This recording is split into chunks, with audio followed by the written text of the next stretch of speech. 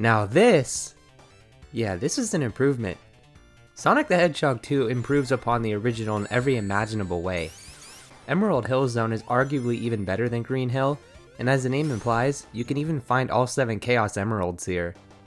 In fact, every single zone is just a straight up improvement now, and on top of that, there are only 2 levels per zone now, rather than 3, which drastically changes the experience, thus making each level more enjoyable because no zone overstays its welcome.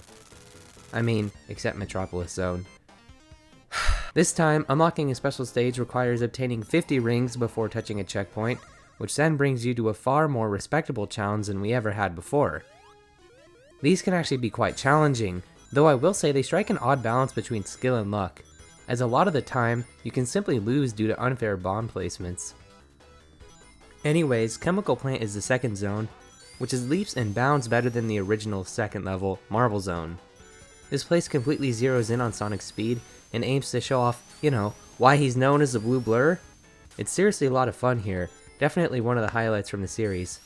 And that's probably why they constantly bring it back in games like Sonic Generation and Sonic Mania. Well, after Chemical Plant, Aquatic Ruin Zone is next, which is a much more tolerable version of Labyrinth Zone. Here you are actually rewarded for skill, as staying on the top allows you to almost completely avoid the water in both zones.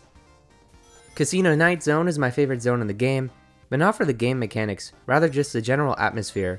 It's super cozy, and even though it's a 16-bit game, the skybox here really fits in and enhances the zone tenfold.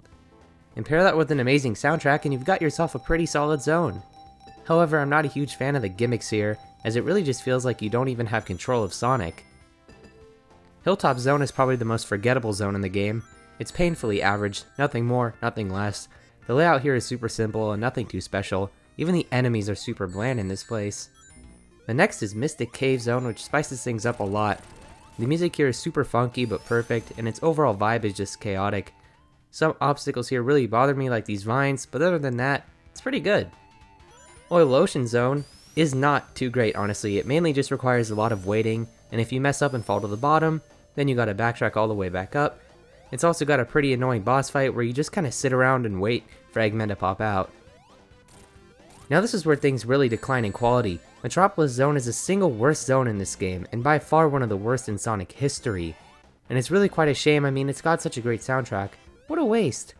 For starters, there are 3 levels here rather than 2 like the rest of the areas, and in this particular zone it just adds up to make an awfully frustrating mess. The enemies are unbelievably unfair. These stupid crabs, these praying mantis things, and the stars that explode are literally the bane of my existence and only serve to make this place even more nightmarish. And in the original release of Sonic 2, getting a game over means restarting the entire game.